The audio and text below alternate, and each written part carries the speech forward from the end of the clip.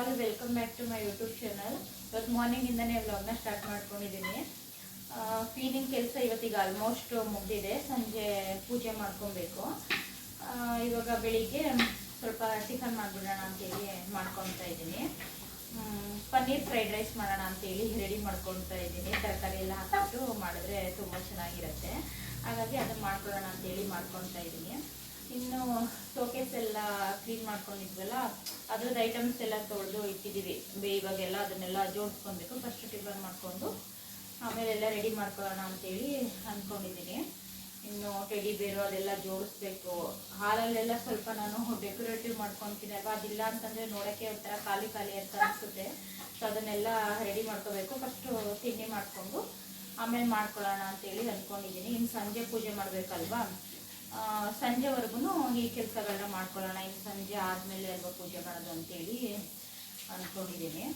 ಇವಾಗ ಟಿಫನ್ ಮಾಡಿಕೊಂಡು ಆಮೇಲೆ ಎಲ್ಲನೂ ನೀಟಾಗಿ ಜೋಡಿಸ್ಕೊಬೇಕು. ಕೊಂಡೆ ಎಲ್ಲ ಆನ್ ಮಾಡಿಕೊಂಡು ಇನ್ನು ಎಣ್ಣೆಲ್ಲ ನೀರಿಗೆ ಕಾದಿದ್ದಾಯಿತು. ಇನ್ನು ಇವಾಗ ಬಂತು ನೀರು. ಹಾಗಾಗಿ ಇವಾಗ ನೀರೆಲ್ಲ ಮೇಲ್ಗಡೆ ಟ್ಯಾಂಕಿಗೆಲ್ಲ ಹೊಡ್ಕೊಂಡು ಯೂಸ್ ಮಾಡ್ಕೊಬೇಕು. ಬೋರ್ ನೀರಿದೆ, ಆದರೆ ಬೋರ್ ನೀರು ಸ್ವಲ್ಪ ಯಾಕೋ ಅದು ಸ್ಮೆಲ್ ಬರ್ತಾ ಇದೆ. ಹಾಗಾಗಿ ಅದನ್ನು ಯೂಸ್ ಮಾಡ್ತಾ ಇಲ್ಲ. ಕಾವೇರಿ ನೀರನ್ನೇ ತಂಪು ಹೊಡ್ಕೊಂಡು ಟ್ಯಾಂಕು ಹೊಡಿತಾ ಇರೋದು. ಬೋರ್ ನೀರೆಲ್ಲ ಸ್ವಲ್ಪ ಇಲ್ಲಿ ಹೊರಗಡೆ ತೊಳೆಯೋದಕ್ಕೆ ಮಾಡೋದಕ್ಕೆ ಮಾತ್ರ ಯೂಸ್ ಮಾಡ್ತಾ ಇದ್ದಾರೆ. ಬಡ್ಸೋದಕ್ಕೆ ಯೂಸ್ ಮಾಡ್ತಾ ಇಲ್ಲ. ಒಂಥರ ಏನೋ ಸ್ಮೆಲ್ ಬರ್ತಾ ಇದೆ ಅಂತೇಳಿ ಯೂಸ್ ಮಾಡ್ತಾ ಇಲ್ಲ. ರೆಡಿ ಮಾಡಿಸ್ಬೇಕು ಅದನ್ನು. ಹಾಗಾಗಿ ಕಾವೇರಿ ಎಣ್ಣೆಯಲ್ಲಿ ವೆಯ್ಟ್ ಮಾಡ್ಕೊಂಡು ಇಷ್ಟೊತ್ತ ಆಗಿದೆ ನೀರಿಗೋಸ್ಕರ ವೆಯ್ಟ್ ಮಾಡಿಸ್ಕೊಂಡು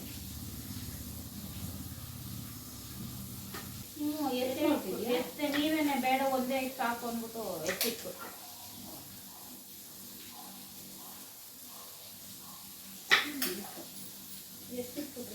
ಬೇಡ ಅಂದ್ಬಿಟ್ಟು ಅದೇ ಆ ಡ್ರಮ್ಗೆ ಹಾಕಿದ್ದೀರ. ಎಕ್ಸ್ಟ್ರಾ ಗುರೂಜಿದು ಹಾಕಲ್ವಮ್ಮ? ಗುರೂಜಿದು ಹಾಕಲ್ವಾ? ಟೈಮ್ ಆಯ್ತಲ್ವಾ? 8:20.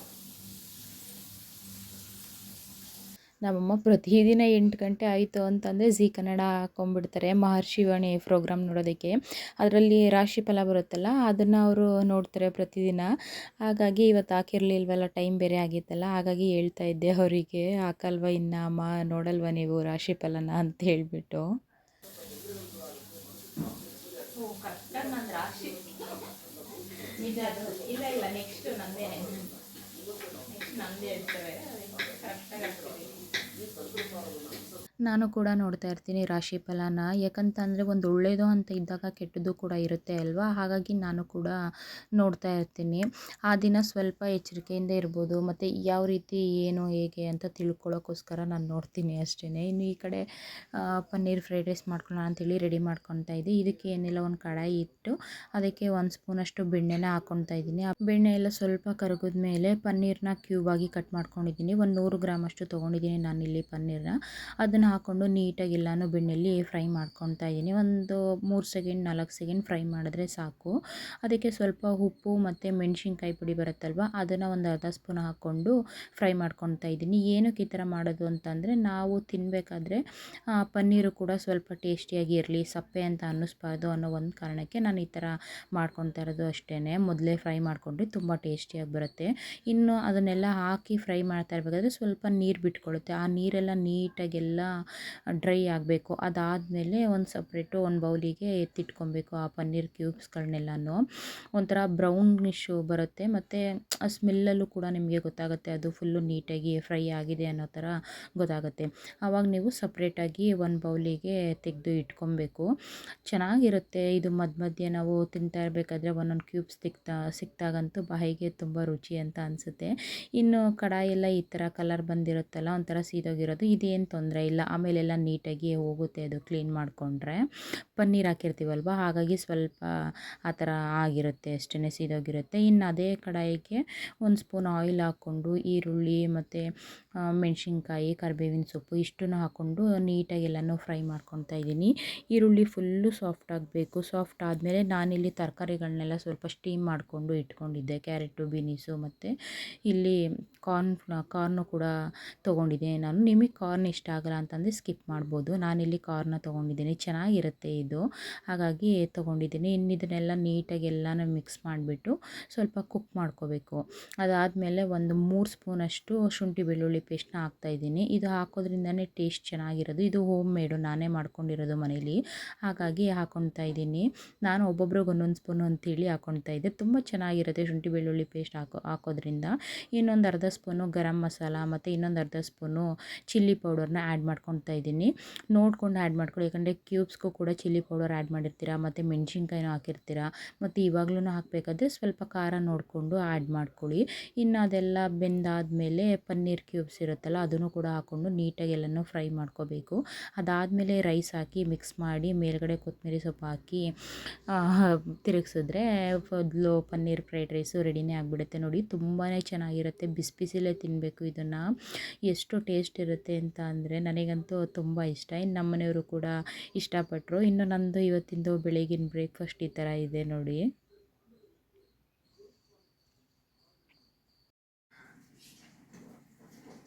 ಚೆನ್ನಾಯ್ತು ಅಣ್ಣ ತಿಂಡಿ. ಜೋಡಿಸ್ತೀನಿ ಹಂಗೆ ಇದನ್ನ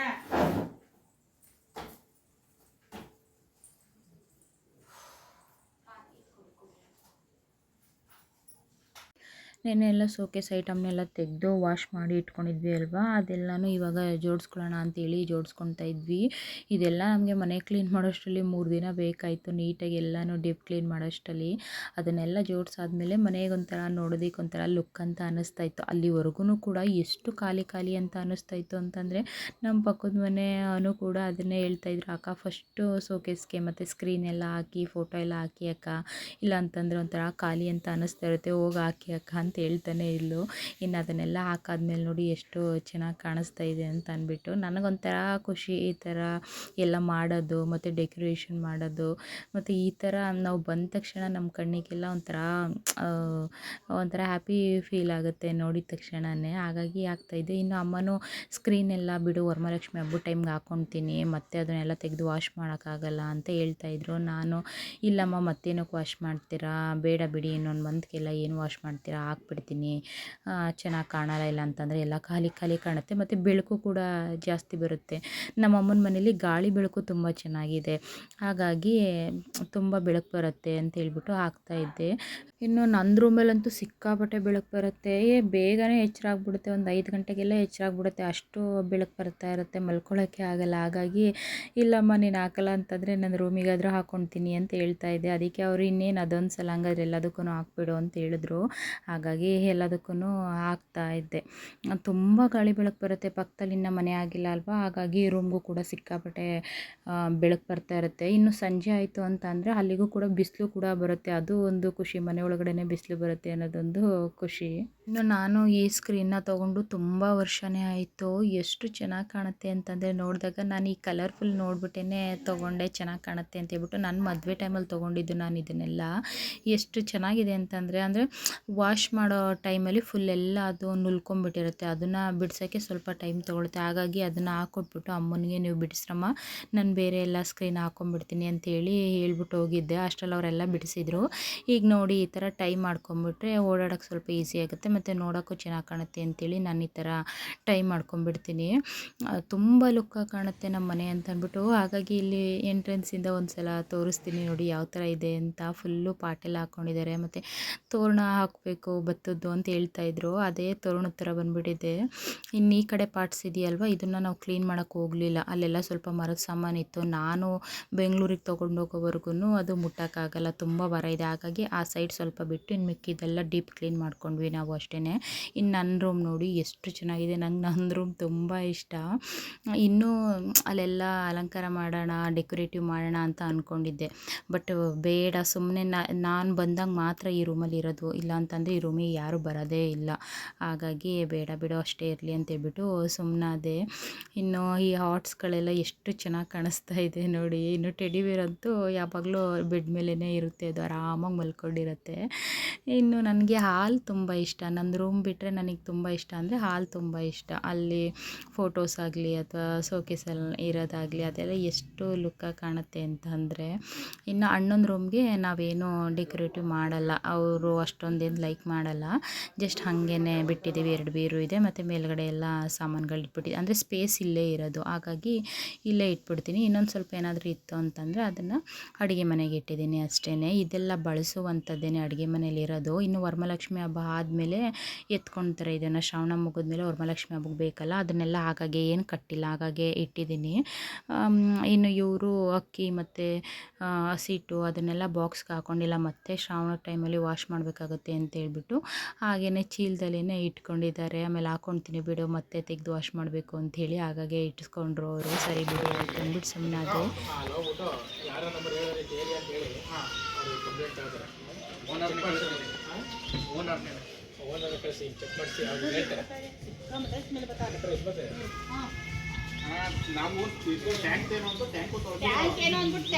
ವ್ಲಾಗ್ ಯೂಟ್ಯೂಬ್ ವ್ಲಾಗ್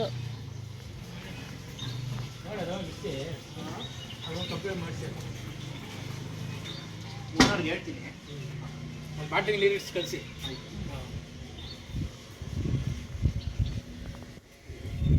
ಇನ್ನು ನೀರು ಸಿಕ್ಕಾಪಟ್ಟೆ ಸ್ಮೆಲ್ ಬರ್ತಾಯಿತ್ತು ಅದು, ಮತ್ತು ಒಂಥರ ಕಲರೇ ಚೇಂಜ್ ಆಗಿಬಿಟ್ಟಿತ್ತು ನೀರ್ದು. ಹಾಗಾಗಿ ನಾವು ಸಂಪ್ತೇನೋ ಅಂತ ಅಂದ್ಬಿಟ್ಟು ನೋಡ್ತಾ ಇದ್ವಿ, ಅದು ಕೊಳಾಯಿಲೆ ಆ ಥರ ಕಲರ್ ಬರ್ತಾಯಿತ್ತು. ಹಾಗಾಗಿ ಅವರು ವಾಟರ್ ಬಿಲ್ನವ್ರು ಬಂದಿದ್ರಲ್ವ, ಅವ್ರಿಗೆ ಹೇಳ್ತಾ ಇದ್ವಿ. ಅವರು ಕಂಪ್ಲೇಂಟ್ ಮಾಡಿ ಒಂದು ಬಾಟಲ್ಗೆ ನೀರು ತೊಗೊಂಬಂದು ತೋರಿಸ್ಬಿಟ್ಟು ಕಂಪ್ಲೇಂಟ್ ಮಾಡಿ ಅಂತ ಹೇಳ್ತಾ ಇದ್ರು. ಅವ್ರು ಕೇಳ್ತಾ ಇದ್ರು ಏನಮ್ಮ ವೀಡಿಯೋನೆಲ್ಲ ಮಾಡ್ಕೊಳ್ತಾ ಇದೆಯಾ ಅಂತ. ಹಾಗಾಗಿ ಹೇಳ್ತಾ ಇದ್ದೆ, ಇಲ್ಲ ಅಂಕಲ್ ಯೂಟ್ಯೂಬ್ಗೆ ವ್ಲಾಗ್ ಮಾಡ್ತಾಯಿದ್ದೀನಿ, ಹಾಗಾಗಿ ವೀಡಿಯೋ ಮಾಡ್ತಿದ್ದೀನಿ ಅಷ್ಟೇ, ಬೇರೇನಿಲ್ಲ ಅಂತೇಳಿ ಹೇಳ್ತಾ ಇದ್ದೆ. ಅವ್ರದ್ದೇನು ಪ್ರಾಬ್ಲಮ್ ಇಲ್ಲ ಪಾಪ, ಅವ್ರಿಗೆ ಬಿಲ್ ಕಲೆಕ್ಟ್ ಮಾಡೋದಷ್ಟೇ. ಬಟ್ ಹೇಳಿದ್ರು ಅಷ್ಟೇ ಹೀಗೀಗೆ ಮಾಡಿ ಅಂತ ಹೇಳ್ಕೊಡ್ತಾಯಿದ್ರು. ಈ ನಮ್ಮನ್ನು ಕೂಡ ಬೇರೆ ಕಡೆ ಪಕ್ಕದ ಮನೆಯಲ್ಲಿಂದ ನೀರು ತೊಗೊಂಬಂದಿದ್ರು. ದೇವ್ರು ಮಾಡಬೇಕಿತ್ತಲ್ವ ಇವತ್ತು, ದೇವ್ರ ಸಾಮಾನೆಲ್ಲ ತೊಳೆಯೋಕ್ಕೆ ಅಂತೇಳಿ ಅಲ್ಲಿಂದ ತಂದಿದ್ರು.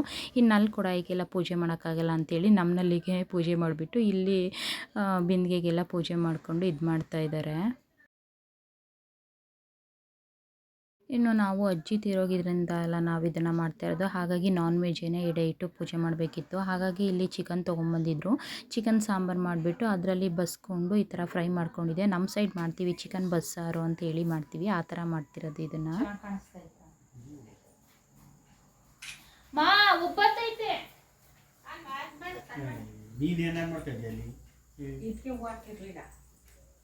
ನಾನು ಅಂದ್ಬಿಟ್ಟು ಅಡುಗೆ ಮನೆಗೆ ಹಾಕ್ಬಿಟ್ಟು ಒಳಗಡೆ ಹೋಗಿ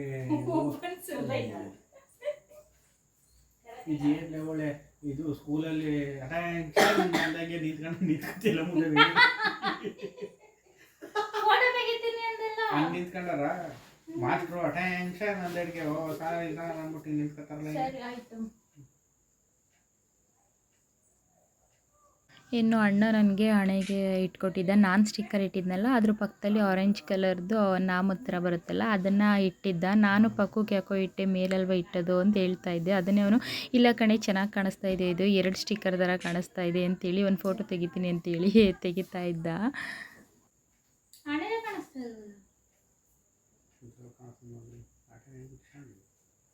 ಅದು ಡಬಲ್ ಕಲರ್ ಕಾಣಿಸ್ತಾ ಇತ್ತು, ಅದು ಸೈಡಲ್ಲಿ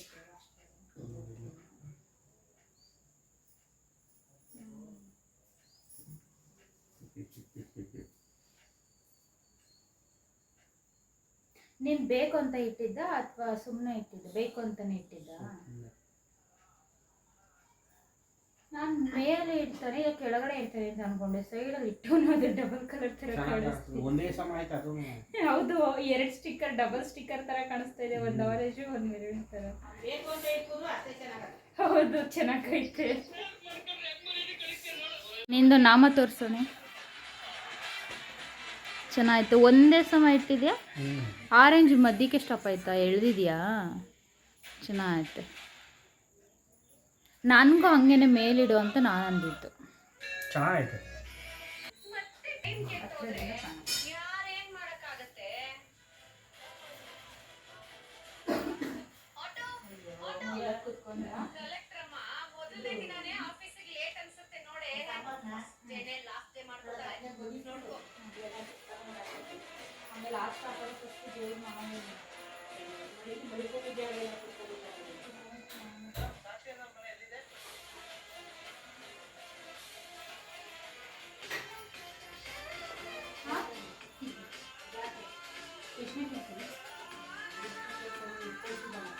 ಮುದ್ದೆ ಸೀದೋಯ್ತು ಅಂತ ಅನ್ಸುತ್ತೆ. ಅಣೆ ಇದು ನಾನು ಎಷ್ಟನೇ ಕ್ಲಾಸಲ್ಲಿ ಇದನ್ನ ತಗೊಂಡಿರ್ಬೋದು, ನಾನು 6ನೇ ಕ್ಲಾಸಲ್ಲೋ 7ನೇ ಕ್ಲಾಸಲ್ಲೋ ಇದ್ದಾಗ ತಗೊಂಡಿರೋದು. ಇದು ಅದು ಜಾತ್ರೆಲಿ ತಗೊಂಡಿರೋದು, ಬಿಸ್ಲಪ್ಪನ ಜಾತ್ರೆಯಲ್ಲಿ. ಅವಾಗಂದು ಇನ್ನೂ ಇಟ್ಕೊಂಡಿದ್ದೀನಿ ನೋಡಿ, ಇನ್ನೂ ಎಷ್ಟು ಚೆನ್ನಾಗಿದೆ. ಅದೇ ಗೊತ್ತಾಗ್ತಾ ಇಲ್ಲ ಅಲ್ಲಿ ಹೆಂಗೋ. ಅದೇ ನಿಮ್ಮ ಮೊಬೈಲ್ ಎಲ್ಲ ಐತಲ್ಲ, ಆ ಕವರಲ್ಲಿ ಇದ್ದಿದ್ದು. ನಿಮ್ದು ಮೊಬೈಲ್ ಎಲ್ಲ ಹಾಕಿದಲ್ಲ, ಆ ಕವರಲ್ಲಿ ಇದ್ದಿದ್ದು. ಇವತ್ತು ಓ ಹೌದಾ, ಚೆನ್ನಾಗೈತೆ. ಮತ್ತೆ ಇದೊಂದು ಸ್ವಲ್ಪ ಇದಾಗೈತೆ ಹ್ಯಾಂಗ್ ಹತ್ರ ಅಷ್ಟೇ. ಆಯ್ತಲ್ಲ.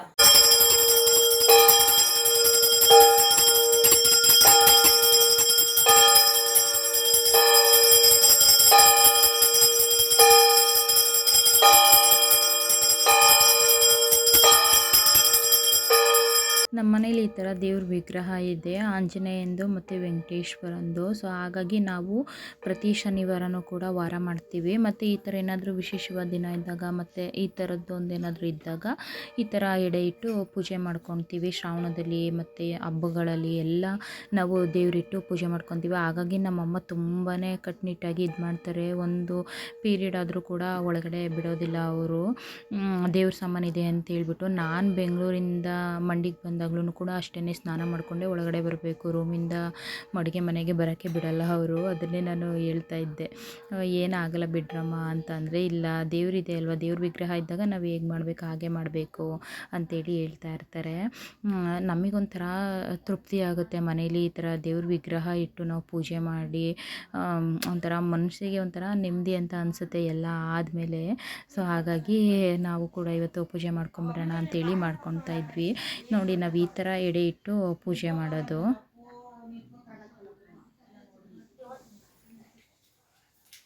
ನೋಡಿದೆ ಕಣಪ್ಪ, ಗೊತ್ತಾಯ್ತು. ಅದು ನಾವು ನಮ್ಮ ಮನೆ ದೇವ್ರ ಬುದ್ಧಿ ನಮ್ಗೆ ಗೊತ್ತಾಗೋಯ್ತದೆ. ಒಳ್ಳೇದು ಅಲ್ಲಿ, ಒಳ್ಳೇದಲ್ಲಿ ಏನು ತೊಂದರೆ ಇಲ್ಲ ಅಂತಮ್ಮ. ನಿನ್ನ ಕೈಲಿ ಹೆಂಗಾಯ್ತು ಹಂಗೆ ಮಾಡ್ತಾರ. ಆಯ್ತು ಆಯ್ತು ಆಯ್ತು ಆಯ್ತು, ಗೊತ್ತಾಯ್ತು.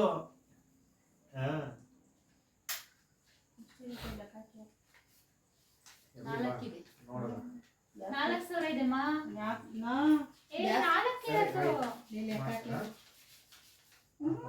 ನಿಜವಾಗ್ಲೂ ನೋಡ್ಬೇಕಾದ್ರೆ ನೋಡಿ, ಅಲ್ಲಿ ನೋಡಮ್ಮ ಒಳಗಡೆ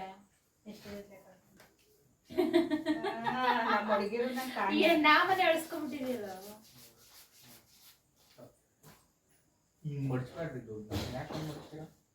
ನೀನ್ ಹಿಂಗ್ ಕೊಟ್ಟಿದ್ದೀರ, ನಮ್ಮಮ್ಮ ಹಿಂಗೆ ಫೋಲ್ಡ್ ಮಾಡ್ಬಿಟ್ಟು ಹಿಂಗ್ ಫೋಲ್ಡ್ ಮಾಡಿ ಹಿಂಗೂ ಫೋಲ್ಡ್ ಮಾಡಿದ್ದೆ.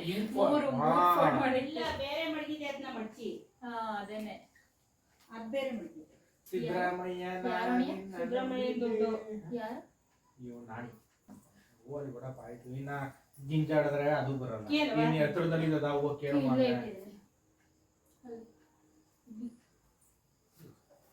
ಇನ್ನು ಕೊಡಿಯಲ್ಲ ಹೋಗ್ತಾ ಇದೀವಿ. ಇನ್ನು ಕೊಡಿಯಲ್ಲ ಹೋಗ್ತಾ ಇದೀವಿ. ನನ್ನ ನಾದ್ನಿಗೆ ಸೀರೆ ತಗೋಬೇಕು. ಪ್ರದಿ ಅವರ ತಂಗಿ ಇದ್ರಲ್ಲ, ಅವರಿಗೂ ಸೀರೆ ತಗೋಬೇಕು. ಹಾಗೆ ವರಮಲಕ್ಷ್ಮಿ ಹಬ್ಬಕ್ಕೂ ಸೀರೆ ತಗೋಬೇಕು, ಅಮ್ಮಂಗೂ ತಗೋಬೇಕು. ಹಾಗಾಗಿ ಅಮ್ಮಂಗ್ ತಗೋಬೇಕಲ್ಲ, ವರಮಲಕ್ಷ್ಮಿ ಅಮ್ಮಂಗ್ ತಗೋಬೇಕು. ಅಲ್ಲ ಅಲ್ಲ, ಅಮ್ಮಂಗ್ ತಗೊಡಲ್ವಾ? ಹೌದು, ಅಮ್ಮಂಗಲ್ಲ, ವರಮಲಕ್ಷ್ಮಿ ಅಮ್ಮಂಗೆ, ಲಕ್ಷ್ಮಿಗೆ. ಅಲ್ಲ, ನಮ್ಮಮ್ಮಂಗ್ ತಗೊಡಲ್ವಾ? ಅಮ್ಮಂಗ ಅದಾದ್ಮೇಲೆ ಅದು ಅಮ್ಮಂಗೆ ಲೆಕ್ಕ. ಸರಿ, ಹಂಗಾದ್ರೆ ಅಮ್ಮಂಗೆ ರೇಷ್ಮೆ ಸೀರೆ ಹಬ್ಬಕ್ಕೆ ಉಡಿಸ್ತೀರಲ್ಲ ನನಗೆ. ಮೈಸೂರು ಸಿಲ್ಕ್ಸ್ ತಗೊಳ್ಳಿಲ್ವಾ ಅಕ್ಕ? ಹೋದ ವರ್ಷ ತಗೊಂಡಿದ್ದೆ. ಐ ಗೋಬೆ ಹೋದ ವರ್ಷ ಅಲ್ಲ, ನೀನೇ ಇವಳು ಹಿಂಗನ್ಬಿಟ್ಲು ಹೋದ ವರ್ಷ ಅಂತ. ವರಮಲಕ್ಷ್ಮಿ ಹಬ್ಬಕ್ಕೆ ಹೋದ ವರ್ಷ ಹಾಕಿದ್ವಾ? ವರಮಲಕ್ಷ್ಮಿ ಹಬ್ಬ ಆದ್ಮೇಲೆ ತಗೊಂಡು. ಹೌದು, ಇನ್ನೂ ವರ್ಷ ಆಗಿಲ್ಲ. ಇನ್ನೂ ವರ್ಷ ಇನ್ನೆರಡು ತಿಂಗಳು ಮುಗಿದೆ. ಅದು 2 ತಿಂಗಳಲ್ಲ, 10 ತಿಂಗಳಾಯ್ತು ಅಷ್ಟೇ. ನೀನ್ ಇನ್ನೂ ಐತೆ ವರ್ಷಕ್ಕೆ ಇನ್ನೂ 2 ದಿನ ಅದೇ ಅಂದ್ರೆ ಇನ್ನೂ ವರ್ಷ ತುಂಬಲಿಲ್ಲ ಲೆಕ್ಕ. ಗೌರಿ ಹಬ್ಬಕ್ಕೆ ಹೋಗಿ ತಗೊಂಡ್ಬಂದದ್ದು ಪ್ರದಿ ಬಂದಾಗ ನಡಿ. ನೋಡ್ದೆ, ಪಕ್ಷಕ್ಕೆ ಬರ್ತದೆ. ವರಮಲಕ್ಷ್ಮಿ ಹಬ್ಬ ವರ್ಷಕ್ಕೆ 2 ಸತಿ ಬರ್ತದೆ. ನಾವು ಚಡ್ಡಿನೂ ತಗೊಳಲ್ಲವಪ್ಪ. ವರಮಲಕ್ಷ್ಮಿ ಹಬ್ಬಕ್ಕೆ ಆಯ್ತು, ಇದಕ್ಕೆ ಪಕ್ಷಕ್ಕೆ ಒಂದು ತಕತೀವಿ. ಇನ್ನೇವಾಗ ತಕತೀವಿ? ಆಯ್ತು, ಈಗ ಲಕ್ಷ್ಮಿ ಗುಡ್ಸೋದು ಅವಳು ಗುಡ್ಸ್ಬಿಡಮ್ಮ. ಗೌರಿ ಹಬ್ಬ ಇದಕ್ಕೆ ಪಕ್ಷಕ್ಕೆ ನಾನು ತಗತೀನಿ. ಬೇಡ, ಗೌರಿ ಹಬ್ಬಕ್ಕೆ ಅವ್ರು ತಗೊಡ್ತೀನಿ. ಆಯ್ತು ಬಾ. ವರಮಲಕ್ಷ್ಮಿ ಹಬ್ಬದ ಏನಿದ್ರು ಪ್ರತಿ ವರ್ಷ ವರಮಲಕ್ಷ್ಮಿ ಹಬ್ಬಕ್ಕೆ ಉಡ್ಸೋದು, ನಾನ್ ಗೌರಿ ಹಬ್ಬಕ್ಕೆ ಅದನ್ನೇ ತಗೊಂಡ್ ಹೋಗ್ತಿದ್ದಿತ್ತು. ಅದನ್ನೇ ತಗೊಂಡೋಗು. ಒಟ್ನಲ್ಲಿ ನಿಂದೆ ಅದು. ಹ್ಞೂ ಬನ್ನಿ ಬನ್ನಿ ಟೈಮ್ ಆಯ್ತದೆ. ಹಾಗಾಗಿ ಇವಾಗ ತಗೊಂಬರಕ್ಕೆ ಅಂತೇಳಿ ಕುಡಿಯಲಕ್ಕೆ ಹೋಗ್ತಾ ಇದೀವಿ. ಇರ್ಲಿ ಮಾಮ, ಜೀವನದಲ್ಲಿ ಇನ್ನೇನಿರೋದು ಅದೊಂದೇ ತಾನೇ. ಏನಂತೆ ಒಳ್ಳೆ ಅಣ್ಣ ಒಳ್ಳೆ ತಂಗಿ ಅಂದ್ರು. ಅವಳು ಸೀರೆ ತಗೊಂಡ್ಬಿಡ್ತೀವಿ. ಅವಳು ಬರ್ತಾಳೆ. ಬರ್ತೀವಿ. ಯಾವ್ದು ಬೇಕು ಅವ್ಳು ತಗೋಬೇಕಲ್ವೇ. ಬ್ಯಾಗ್ ಇರ್ತಲ್ಲ ನಂದು. ಶನಿವಾರ ಬರ್ತಾರಲ್ಲ ಕರ್ಕೊಟ್ಟೆ ತರಕ್ಕೆ. ಹಾಂ ಶನಿವಾರ ಭಾನುವಾರ ಬರ್ತಾರೆ. ನಮ್ಮ ಅಪ್ಪ ನಿಮ್ಮ ಕಳ್ಳಿ ಕೈ ಇಟ್ಕೊಂಡು ತಕ್ಕೊಯ್ತಿದ್ದೆ ಈಗ. ಮಗ ಚಳಿ ಹೊಡಿತೈತಿ, ಜರ್ಕಿನ ಕತ್ತಿಯವ ಜರ್ಕಿನ ಬೇಡ ಕಿವಿಗೆ ಹಳ್ಳಿ ಹಾಕೊಂಡು ಹೋಗ್ಲಿ. ಕಣೆ ಅದೇನು ಗುಳ್ಳೆ ಪಳ್ಳೆ ಅಂತೀಯ. ಎಲ್ಲೈತಮ್ಮ ಹಳ್ಳೆ? ಹಾಂ ಸರಿ ಮಾ ಎಲ್ಲೈತೆ? ಅಲ್ಲೇ ಅಲ್ಲಿ ಅದೇ ವಿಕ್ಸ್ ಹಾಕ್ಬಿಟ್ಟು ಹಾಕೋಬೇಕು. ಬೇಕಾ ಕಾಟನ್?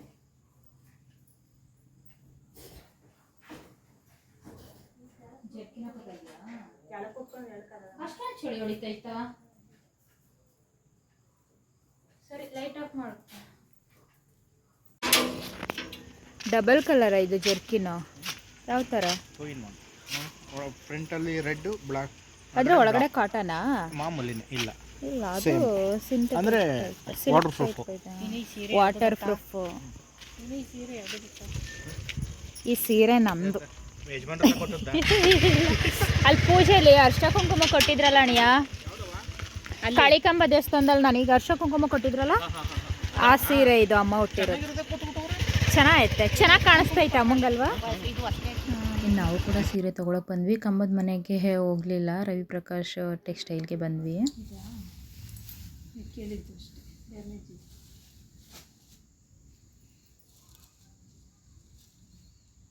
ಇದೇನು ಕಾಸ್ಟ್? ಇದು ನೋಡ್ತೀನಿ. ಫಿಕ್ಸ್ ಅದಲ್ಲ? ಹ್ಞೂ 3,220.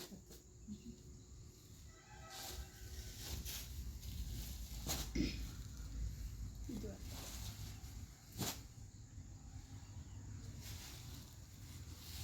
ಚೆನ್ನಾಗಿದೆ, ಆರೆಂಜ್ ಇದು ವರಮಹಾಲಕ್ಷ್ಮಿ ಹಬ್ಬದ್ದು ಯಾವ ರೇಟ್ ನೋಡ್ತೀರಾ? ನೋಡಿ ಯಾವ ರೇಟ್ ಇದರ ಆ ಥರ ನೋಡ್ತೀನಿ ನೋಡಪ್ಪ. ಕಾಟನ್ ಅದು ಚೆನ್ನಾಗೈತೆ, ಇವಾಗೆಲ್ಲ ಹೊಸ್ದಾಗಿ ಬಂದಿರೋದು. 1,500.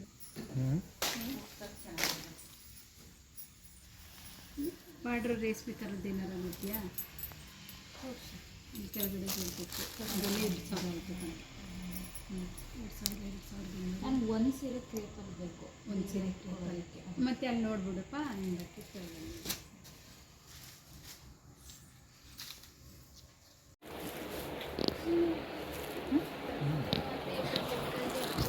ನಾನಲ್ಲಿ ಎಷ್ಟು ಸೀರೆ ನೋಡಿದ್ರೂ ಕೂಡ ನಂಗೆ ಆರೆಂಜೇ ಇಷ್ಟ ಆಗ್ತಾಯಿತ್ತು. ಏನೋ ಗೊತ್ತಿಲ್ಲ, ಬರೀ ನನ್ನ ಕಣ್ಣಿಗೆ ಆರೆಂಜ್ ಕಲರ್ದೇ ಸಿಗ್ತಾಯಿತ್ತು. ಹಾಗಾಗಿ ಆರೆಂಜೇ ಎತ್ಕೊಂಡು ನೋಡ್ತಾ ಇದ್ದೆ, ಚೆನ್ನಾಗಿದೆಯಲ್ವಾ ಅಂತ ಹೇಳ್ಬಿಟ್ಟು. ನನಗೇನು ಗೊತ್ತಾ, ಯಾವುದಾದ್ರೂ ಒಂದು ಸೀರೆ ಪಟಕ್ಕಂತ ಇಷ್ಟ ಆಗ್ಬಿಟ್ರೆ ಅದನ್ನು ನಾನು ಎತ್ಕೊಂಡ್ಬಿಡ್ತೀನಿ. ಇಷ್ಟ ಆಗಿಲ್ಲ ಅಂತಂದರೆ ಹಿಂಗೆ ಸ್ವಲ್ಪ ಟೈಮ್ ತೊಗೋತೀನಿ. ಹಾಗಾಗಿ ಅಲ್ಲಿ ಪಾಪ ಆಂಟಿನೂ ಕೂಡ ಮೇಲೆ ಕೆಳಗೆ ಅಂತೇಳಿ ಫಸ್ಟ್ ಫ್ಲೋರು ಸೆಕೆಂಡ್ ಫ್ಲೋರು ಅಂತೇಳಿ ಪಾಪ ಸುತ್ತಾಡಿಸ್ಬಿಟ್ಟು, ಇಷ್ಟ ಆಗ್ತಿಲ್ಲ ಆಂಟಿ, ಇನ್ನೊಂದು ಸಲ ಹೋಗಿ ನೋಡೋಣ, ಅಲ್ಲಿ ನೋಡೋಣ, ಇಲ್ಲಿ ನೋಡೋಣ ಅಂತೇಳಿ ಕೊನೆಗೂ ಯಾವುದೋ ಒಂದು ಇಷ್ಟ ಆಯಿತು ಅಂತೇಳಿ ತೊಗೊಂಡು ಮನೆಗೆ ಬಂದ್ವಿ. ನಾವು ಮನೆಗೆ ಬರೋಷ್ಟರಲ್ಲಿ ತುಂಬಾ ಟೈಮ್ ಆಗಿತ್ತು. ಹಾಗಾಗಿ ಮತ್ತೆ ವ್ಲಾಗ್ನ ಕಂಟಿನ್ಯೂ ಮಾಡೋಕ್ಕಾಗಲಿಲ್ಲ. ನಾನು ಈ ವ್ಲಾಗ್ನ ಇಲ್ಲಿಗೆ ಎಂಡ್ ಮಾಡ್ತಾಯಿದ್ದೀನಿ. ನಿಮಗೇನಾದ್ರೂ ಈ ವ್ಲಾಗ್ ಇಷ್ಟ ಆಗಿತ್ತು ಅಂತಂದರೆ ಪ್ಲೀಸ್ ಒಂದು ಲೈಕ್ ಮಾಡಿ, ಸಬ್ಸ್ಕ್ರೈಬ್ ಮಾಡ್ಕೊಳ್ಳಿ. ಮತ್ತೆ ಸಿಗ್ತೀನಿ ಮುಂದಿನ ವ್ಲಾಗಲ್ಲಿ. ಅಲ್ಲಿವರೆಗೂ ಟೇಕ್ ಕೇರ್, ಬಾಯ್.